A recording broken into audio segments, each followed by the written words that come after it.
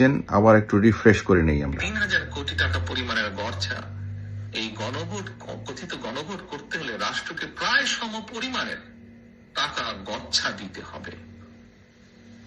উপস্থিতিবৃন্দ, এমন পরিস্থিতিতে লোকসানের মুখোমুখি এইসব আলু চাষীদের কাছে এই সময় গণভোটের চেয়ে মনে হয় আলুর ন্যায্য মূল্য পাওয়াটা অনেক বেশি গুরুত্বপূর্ণ। জনাব তারেক রহমান সাহেব বলছিলেন যে গণভোটের চেয়ে আলু চাষীদের জন্য আলুর মূল্য, ন্যায্য মূল্য পাওয়াটা অনেক গুরুত্বপূর্ণ, কথিত গণভোট। এবং এখন উনি বাংলাদেশে আসার পরেও কিন্তু এই যে গণভোটের প্রস্তাব উনি এখন পর্যন্ত তেমন কিছু বলেননি। সরকার প্রচারণা চালাচ্ছে, অনেকগুলি মহল এবং বিভিন্ন পক্ষ থেকে বলা হচ্ছে যে সরকার এই ধরনের প্রচারণা চালাতে একটা পক্ষ অবলম্বন করেছেন। এটি সরকারের জন্য ঠিক হচ্ছে না। এখন আমি আপনাদেরকে গণভোটের যে প্রশ্নটি সেটি আবার দেখাই, আমি দেখিয়েছিলাম আপনাদেরকে। এই দেখেন প্রশ্নটি, আমি একটি শেষ 4 নম্বর প্রশ্নটি এবং প্রথম প্রশ্নটি আমি আপনাদেরকে পড়ে শোনাচ্ছি।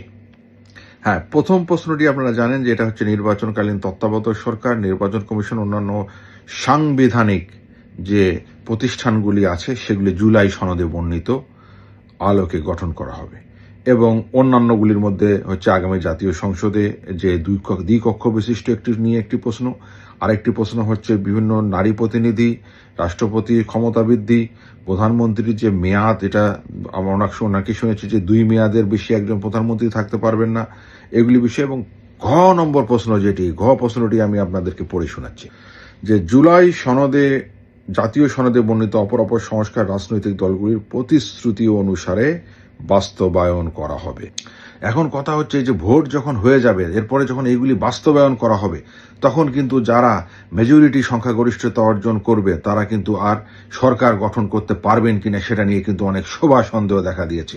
কারণ এগুলি বাস্তবায়ন করতে হলে কিন্তু পার্লামেন্টের মাধ্যমে এটা কিন্তু একটা গণপরিষদ হয়ে যাবে এবং সেখানে সংবিধান সংস্কার করতে হবে, এই কাজগুলি করতে হবে।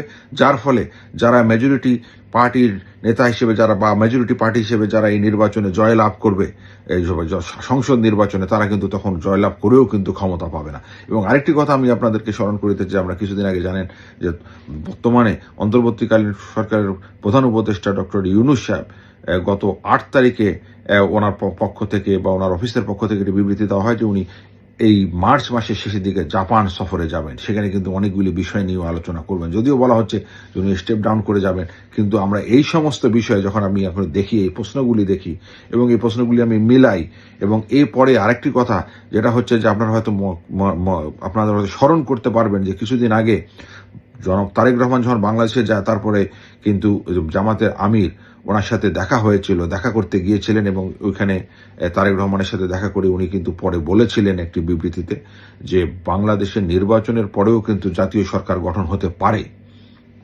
এবং আমরা এটাও বলেছি নির্বাচনের পরপরই সরকার গঠনের আগেই আমরা ইনশাল্লাহ বসবো।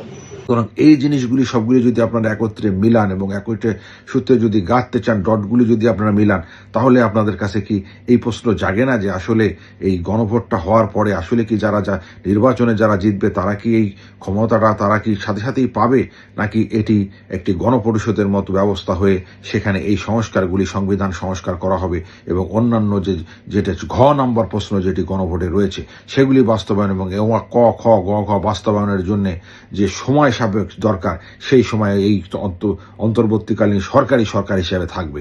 এই প্রশ্ন আমি আপনাদের কাছে রাখি।